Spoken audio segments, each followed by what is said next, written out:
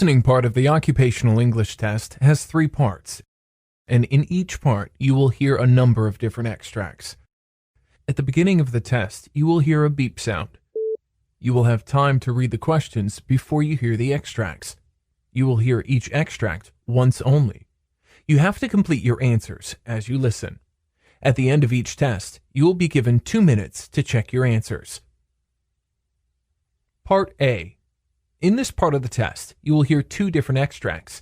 In each extract, a healthcare professional is talking to his patient. For questions 1 to 24, complete the notes with the information you hear.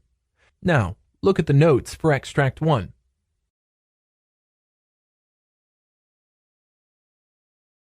Extract 1. Questions 1 to 12. You hear a physician talking to a new patient called Mrs. Delilah. For questions 1 to 12, complete the following notes with a word or short phrase. You now have 30 seconds to look at the notes.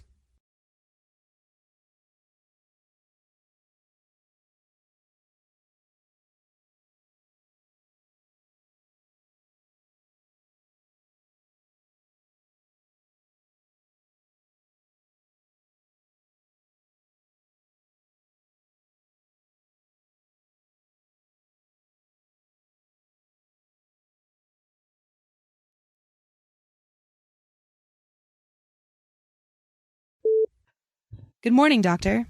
Good morning. What's your problem? Well, I have persistent mild weakness in the left leg and occasional off and on numbness in the left hand. I have shortness of breath often. Do you feel any weakness in your arm? No, doctor, but I am ambulating with a cane. Was there any history of falling down? No, doctor. I had repeat carotid Dopplers and further imaging studies shows no further increased stenosis in my left internal carotid artery. Okay. What is your age? 51, doctor. You had any illness and treatments? Yes, I had cerebrovascular accident but got treated. What medications are you taking? Plavix, aspirin, levothyroxine, lisinopril, hydrochlorothiazide, Lasix, insulin, and simvastatin. Any allergies due to medications? No, doctor. Is there any history of illness of your family members? No, doctor. Well, your blood pressure is 170/66, heart rate 66, respiratory rate 16, your weight is 254 pounds, and your temperature is 98. Normal cephalic and atraumatic, no dry mouth, no palpable cervical lymph nodes. Your conjunctiva and sclera were clear. Your cranial nerves show mild decrease in the left nasolabial fold. There is a mild increased tone in the left upper extremity. Deltoid shows 5/5. The rest shows full strength. Hip flexion is 5/5 on the left. The rest shows full strength. Reflexes were hypoactive and symmetrical. Your gait is mildly abnormal. No ataxia noted. Wide-based, ambulated with a cane. Status, post-cerebrovascular accident involving the right upper pons extending into the right cerebral pedicle, with a mild left hemiparenthesis.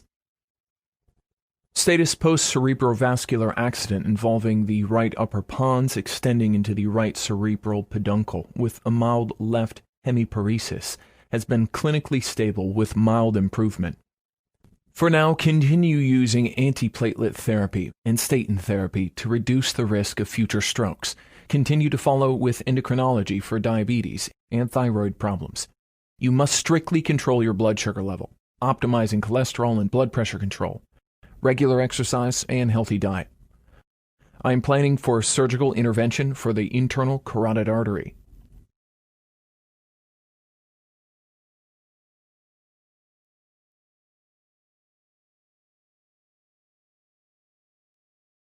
Extract 2.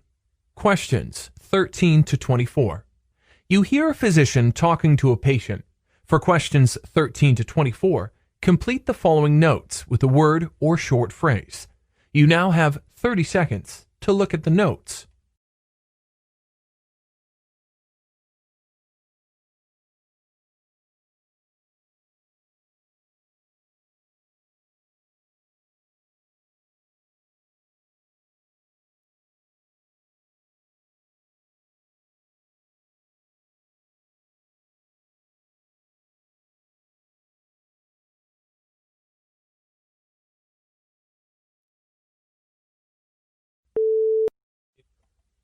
Hello, doctor. Good morning. Good morning. Please be seated. What's your problem? Well, I have been facing this problem with respect to tonsils for many years. I have throat pain. Do you feel any difficulty in swallowing? No, doctor, but I have got this habit of snoring loudly. Do you get sleep apnea episodes? No, doctor. Often, I am a mouth breather, especially at night times, doctor. What's your age? 17. I had 3 bouts of tonsillitis this year. On an average, I get about 4 bouts of tonsillitis per year. Okay. Have you had any illness, treatments, or surgeries earlier? Yes, I had a cholecystectomy. What medicines are you taking now? Nothing, doctor. Is there any family history of illness? Well, my sister has ear infection. Rest of my family members have history of cancer, diabetes, heart disease, and hypertension. Well, your physical examination results show your pulse is 80 and regular. Temperature is 98.4. Weight is 184 pounds.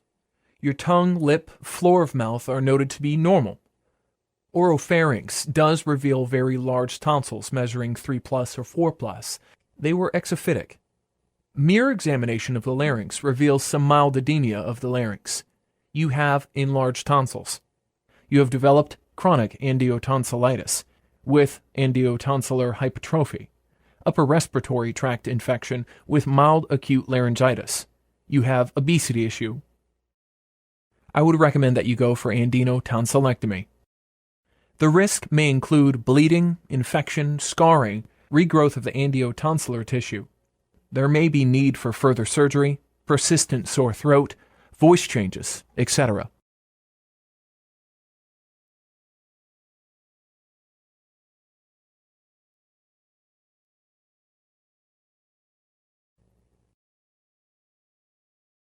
This is the end of Part A.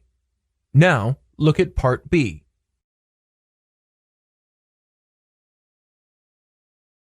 Part B. In this part of the test, you will hear 6 different extracts. In each extract, you'll hear people talking in a different healthcare environment. For questions 25 to 30, choose the answer A, B, or C, which fits best according to what you hear. You will have time to read each question before you listen. Complete the answers as you listen to the audio. Now, look at the question 25. You hear a discussion between a doctor and nurse about different types of blood tests for leukemia. Now, read the question.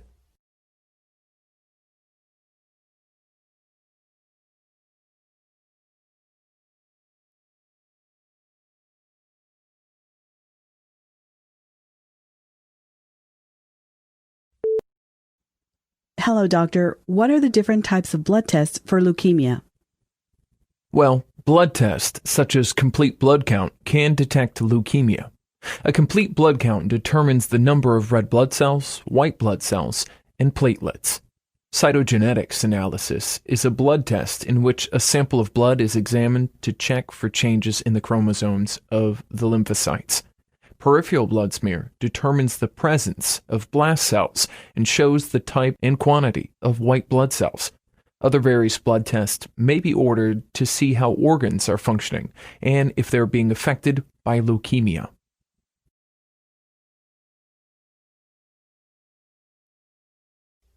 Question 26.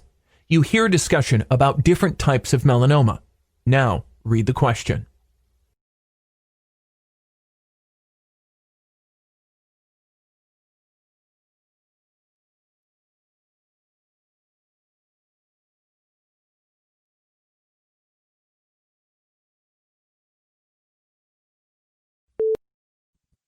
There are 4 major types of melanoma that have the potential for metastitis, with distinct characteristics. Lentigo maligna is often found on the head and neck region. Superficial spreading melanoma is more commonly found on the trunk, upper arms, and thighs. and is the most common form of melanoma in white races. Acrolatiginous melanoma is more commonly found on the hands, feet, and nail beds, which is similar to litigo maligna and superficial spreading, in which it has a relatively long, flat phase before it penetrates into the deeper levels of the skin. Nodular melanoma can occur on any skin surface, but is found more commonly on the trunk, upper arms, and thighs. Question 27. You hear a discussion about lung cancer. Now, read the question.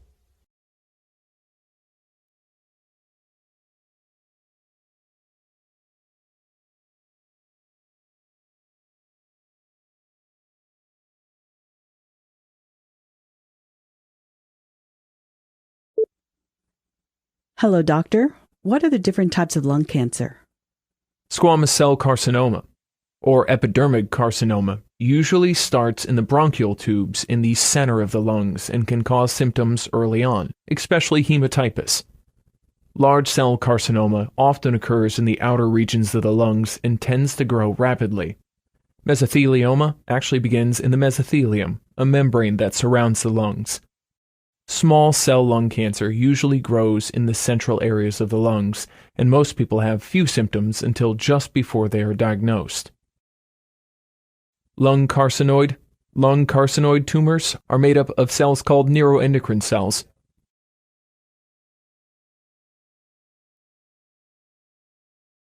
Question 28. You hear a discussion about non-inflamed comedones. Now read the question.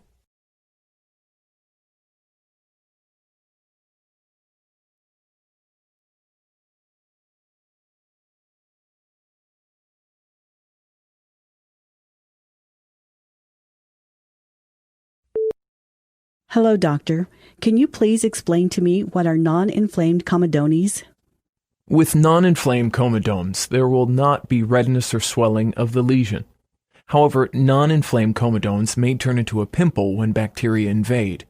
Open comedones, or blackheads, is an accumulation of dead skin cells and sebaceous matter within the follicle. Soft-closed comedones develop when a plug of cellulose debris and oil becomes trapped within the pore and are covered by a layer of dead skin cells. Hard-closed comedone, called milia, have very obvious whiteheads, which is not pus, but rather a mass of dead cells and sebum. Microcomedones occur when the sebaceous duct and pore opening becomes blocked by excess sebum and dead skin cells. Every blemish begins as a microcomedone.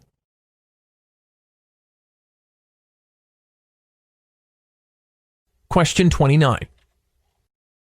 You hear a question about acnes. Now read the question.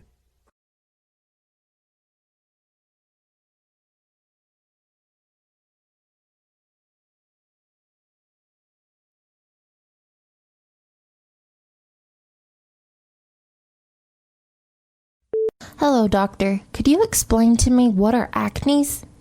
Well, there are different types of acne which are not just classified by its severity. Acne vulgaris can appear on the face, back, shoulders, and buttocks. If you break out, most likely it is the acne vulgaris comedomal acne. Appears as bumpiness, blackheads, which can occur anywhere on the face or body that can range from very mild to quite severe. Cystic acne is the most severe form of acne, which can occur anywhere on the face or body. Acne cysts occur deeper in the skin than the typical pimple, take weeks to heal, and can cause a lot of damage to the skin. Because they are so deep, topical acne treatments are not very effective. Instead, oral medications, like Accutane, are the best option. Nodule acne is another severe type of acne vulgaris. Acne rosacea is a type of acne that affects adults above 30 and occurs only on the face. Acne machantia is caused when there is excess heat, pressure, or friction on the skin. This type of acne is most common on the body, but can also occur on the face. Acne cosmetica is caused by products like creams, makeups, and moisturizers, and even certain hair care products cause this type of facial acne. People with excoriated acne chronically and excessively pick at pimples to the point of causing wounds.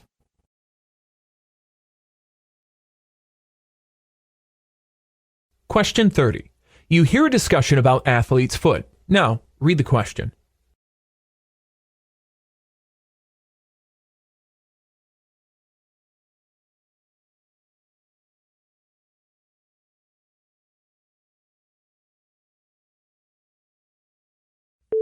Hello, doctor. What are the different types of athlete's foot?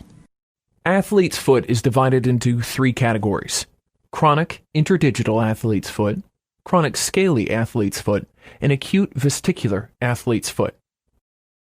Chronic interdigital athlete's foot is characterized by scaling, maceration, and fissures, most commonly in the webbed spaces between the fourth and fifth toes. With this type of athlete's foot, itching is typically most intense when the socks and shoes are removed. Acute vesicular athlete's foot is the least common type of athlete's foot, caused by trichophyton mentagrophytes, that is characterized by the sudden onset of painful blisters on the sole or top of the foot. This type of athlete's foot is also caused by jungle rot, a historically disabling problem for servicemen fighting in warm, humid conditions. Chronic scaly athlete's foot is caused by trichophyton rubrum. This dermatophyte causes dry, scaly skin on the sole of the foot. The hands may also be infected, although the usual pattern of infection is 2 feet and 1 hand, or 1 foot and 2 hands, and these are most commonly seen in patients with eczema or asthma.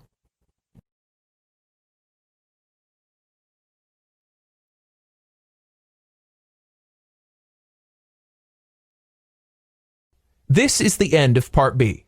Now, look at Part C.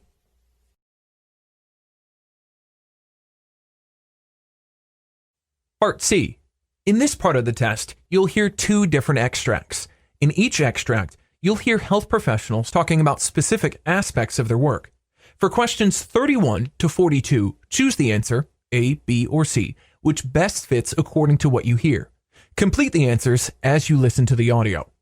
Now, look at Extract 1. Extract 1, for questions 31 to 36. You hear the lecture given by a physician on the standard method of diagnosing attention deficit hyperactivity disorder.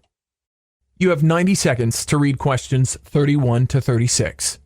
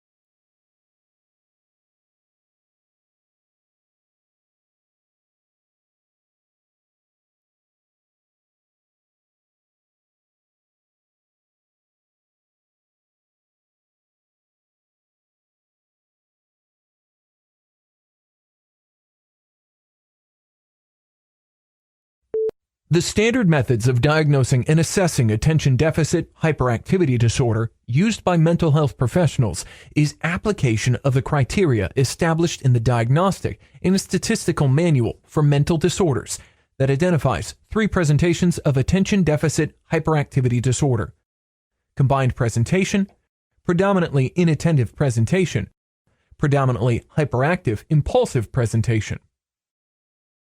Functional neuroimaging, such as SPECT scanning, is considered an effective tool for researchers. Type 1. Classic attention deficit disorder. People with classic attention deficit disorder have reduced blood flow in their brain area of the prefrontal cortex, cerebellum, and basal ganglia. The basal ganglia produces dopamine. Type 2. Inattentive attention deficit disorder. People with inattentive attention deficit disorder are often described as daydreamers, space cadets, and couch potatoes. This type is more common in girls than boys and is often diagnosed later in life because people with type 2 inattentive attention disorder don't have behavioral problems. People with this disorder have reduced activity in the prefrontal cortex as well as low levels of dopamine. Type 3. Over-focused attention deficit disorder. People with over-focused attention deficit disorder have a deficiency of dopamine and serotonin. The aim of treatment is to increase both these neurotransmitters, the nervous system's chemical messengers. Type 4. Temporal lobe attention deficit disorder. People with this type might see or hear things that are not there, and learning and memory problems may be present. The patients will have irregularities in their temporal lobes and less activity in the prefrontal cortex part of the brain. The aim of treatment is to soothe neuronal activity and stop nerve cells from overfiring or firing unpredictably. Type 5. Limbic attention deficit disorder. People with limbic attention deficit disorder have excessive activity in the limbic section of the brain, which is where moods are controlled. They have reduced activity in the prefrontal cortex, both when relaxing or focusing on a task. Type 6. Ring of fire attention deficit disorder. People with ring of fire attention deficit disorder have an overactive brain. There are excessive amounts of activity in the central cortex and other areas of the brain. Type 7. Anxious attention deficit disorder. People with anxious attention deficit disorder have high levels of activity in the basal ganglia that aid in making dopamine. This differs from the majority of the other attention deficit disorder types, which have low activity in this part of the brain. It is possible to have more than one of these types of attention deficit disorder. For example, a common combination is overfocused, limbic, and anxious types.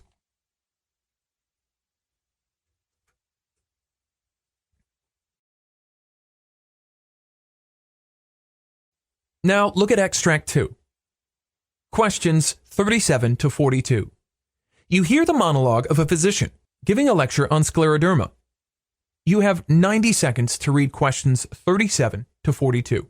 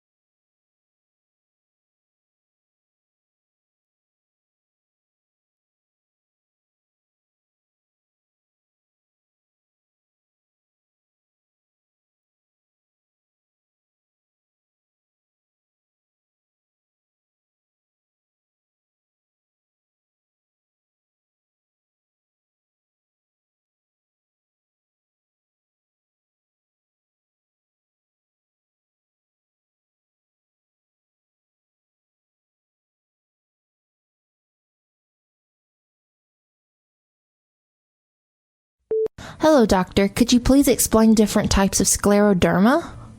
Well, scleroderma is a symptom of a complicated group of diseases by an abnormal growth of connected tissue that supports the skin and internal organs.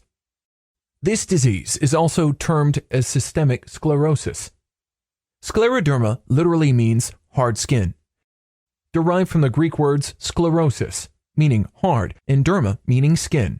Scleroderma is considered both rheumatic disease, since the conditions are characterized by inflammation and pain in the muscles, fibrous tissues or joints, and a connective tissue disease. Certain types of scleroderma have a limited abnormal process that primarily makes the skin hard and tight. Other types are more complicated, affecting the internal organs such as the lungs, heart, and kidneys, and the blood vessels. A phrase identified as softening occurs, during which less collagen is produced. There are two main classifications of scleroderma. Localized scleroderma, that affects only certain parts of the body, that includes linear scleroderma and morphea, and systemic sclerosis, that affects the entire body. Localized scleroderma. Localized scleroderma affects the skin and related tissues, and at times the muscles below. However, internal organs are not affected. Localized scleroderma can never advance to the systemic type. Moreover, localized types can improve over time.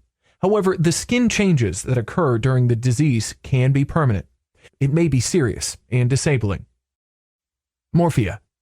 Reddish patches of skin that thickens into firm oval-shaped areas are distinctive characteristics of the morphea type. The centers of the patches appear ivory with violet borders.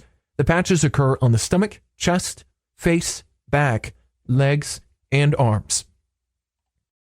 Typically, these patches sweat a little and have little hair growth on it. Morphea can limit to one or several patches, ranging from ½ inch to 12 inches in diameter, or else it can be hard and dark, spreading over larger areas of the body. Morphea generally fades out in about 5 years. However, people can have permanent dark skin patches and muscle weakness. Linear scleroderma, characterized by a distinctive single line or band of thickened, abnormally colored skin. Typically, the line runs down an arm or leg and can run down the forehead. Systemic sclerosis not only affects skin but also involves blood vessels and major organs. Patients with systemic sclerosis often have all of the following symptoms, known as Kress syndrome, an acronym for calcinosis, formation of calcium deposits in the connective tissue. Raynaud's phenomenon. Small blood vessels of hands or feet contract in response to cold or anxiety. Esophageal dysfunction. Impaired function of the esophagus occurs when smooth muscles in the esophagus lose normal movement. Sclerodactyly. Thick and tight skin on fingers result from deposits of excessive collagen within skin layers. Cholangiotaceous. Small red spots on the hands and face are caused by swelling of tiny blood vessels. Systemic sclerosis is further divided into two categories, called limited and diffuse. Typically, limited scleroderma has a gradual onset and is restricted to certain parts of the skin, such as hands, fingers, lower arms, face, and legs. Often, Raynaud's phenomenon is experienced for years before skin thickening becomes evident. Calcinosis and cholangiotaceous often follow. At times, limited scleroderma is referred to as Kress syndrome because of the predominance of Kress symptoms in these patients. Typically, diffuse scleroderma has a sudden onset. Skin thickening develops quickly and covers much of the body in a symmetric pattern. Most of the internal organs can be damaged. Skin can swell, appear shiny, and feel itchy and tight. The damage of diffuse scleroderma occurs over a period of a few years. After a period of 3 to 5 years, patients tend to stabilize, a phase when progression of the disease seems little and symptoms subside, but gradually. Skin changes begin again.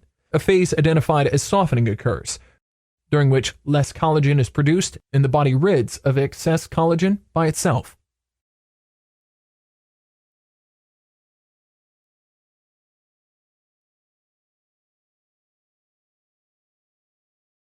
This is the end of Part C. You now have 2 minutes to check your answers.